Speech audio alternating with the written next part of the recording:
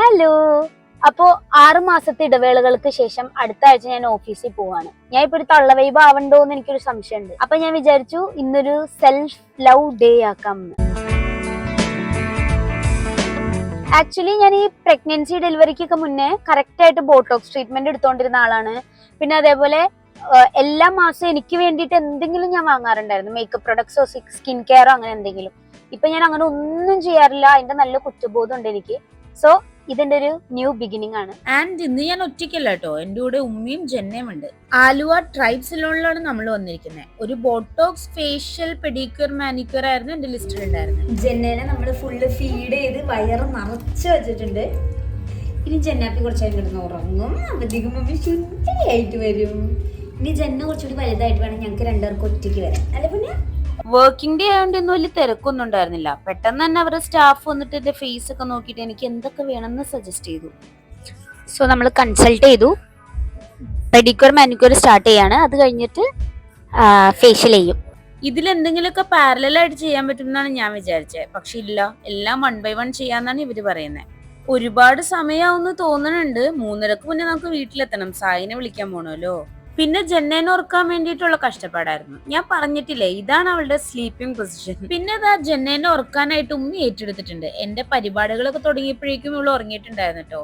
പിന്നെ ഒരു 20 മിനിറ്റ്സ് കഴിഞ്ഞപ്പോഴേക്കും അവർ നമ്മളെ വിളിച്ചു. വീട്ടിൽ നിന്ന് ഓർണമെന്റ്സ് കൂരി വെക്കാൻ വേണ്ടിയിട്ട് ഞാൻ മറന്നിട്ടുണ്ടായിരുന്നു.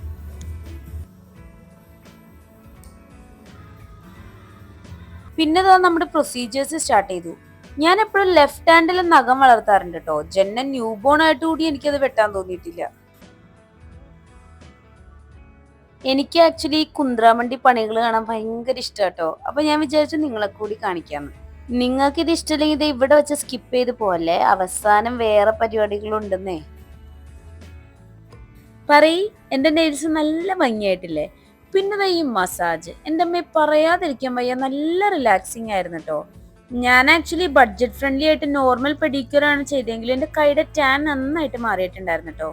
പണ്ട് എനിക്ക് എന്റെ കാല് കാണാൻ ഭയങ്കര ഇഷ്ടമായിരുന്നു. ഇപ്പതാ സായിയുടെ കൂടെ കളിച്ച ആകെ പൊട്ടലും മാന്തലും പാടും, അങ്ങനെ ആകെ വൃത്തികേടായി എന്റെ കാല്.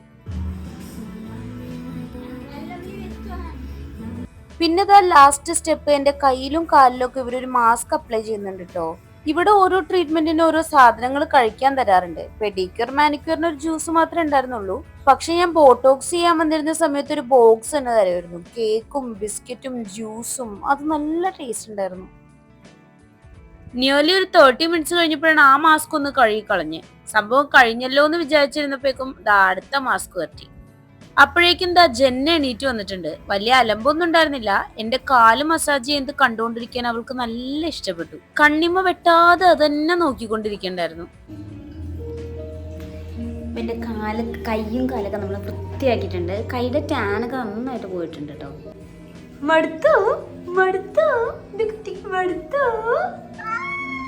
ബോട്ടോക്സും കൂടി നമ്മൾ ഉദ്ദേശിച്ചെങ്കിലും ഇനിയിപ്പോ ഒരു 3-4 hours അതിനെടുക്കും. അപ്പോൾ അത് വേറൊരു ദിവസം വന്ന് ചെയ്യാമെന്ന് വിചാരിക്കുന്നു. ആൻഡ് ഓൾസോ ഫേഷ്യലിനും എനിക്കിപ്പോൾ ഒരു താല്പര്യമില്ല, കാരണം എനിക്ക് മടുത്ത് വീട്ടിൽ പോകണം. പക്ഷെ ഉമ്മി പറയണം അതും കൂടി ചെയ്തിട്ട് പോകാമെന്ന്.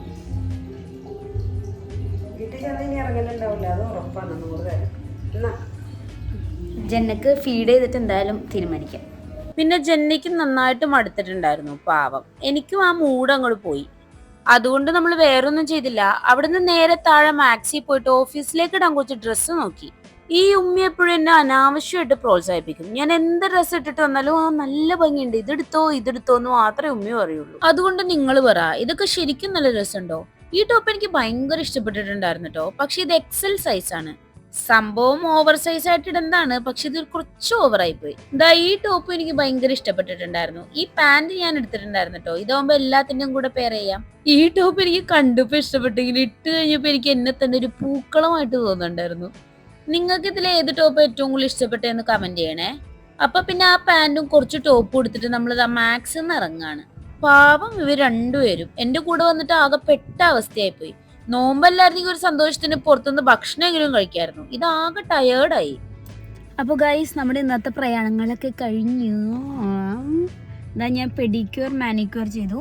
ഫേഷ്യൽ ചെയ്യാനൊന്നും പിന്നെ എനിക്ക് അവിടെ നിന്നിട്ട് മടുത്തു ഒന്നാമത്. പിന്നെ ഈ ബേബിനെ കൊണ്ടൊക്കെ പോയിട്ട് അതിൻ്റെ ബുദ്ധിമുട്ടുണ്ടായിരുന്നു. ബോട്ടോക്സും അതേപോലെ 4 hours കൂടി എക്സ്ട്രാ എടുക്കും എന്ന് പറഞ്ഞു. അപ്പോഴത്തേക്കും നമുക്ക് സായിനെ വിളിക്കാൻ വരാൻ ടൈം വൈകും. അതുകൊണ്ട് അതൊക്കെ ഇനി വേറൊരു സമയത്ത് ചെയ്യാം. അപ്പോൾ ഇന്ന് എന്തായാലും ഞങ്ങൾ പിന്നെ ഡ്രസ്സ് കൊടുക്കാൻ പോയി. എൻ്റെ ഓഫീസിൽ പോണതിൻ്റെ മുന്നോടിയായിട്ട് കുറച്ച് ഡ്രസ്സ് എടുക്കാനുണ്ടായിരുന്നു. അപ്പോൾ അതും കഴിഞ്ഞു. അപ്പോൾ ജെന്ന ഇപ്പോൾ ഉറങ്ങിയോമാ? ഇടയ്ക്കിടയ്ക്ക് തല പൊക്കുണ്ട്, എന്നാലും ഉറങ്ങി ഏകദേശം. ഞങ്ങളിപ്പോൾ കണ്ടോ സായിട്ടിനെ വിളിക്കാൻ വേണ്ടി അംഗനവാടിയിൽ വെയിറ്റ് ചെയ്യാണ്.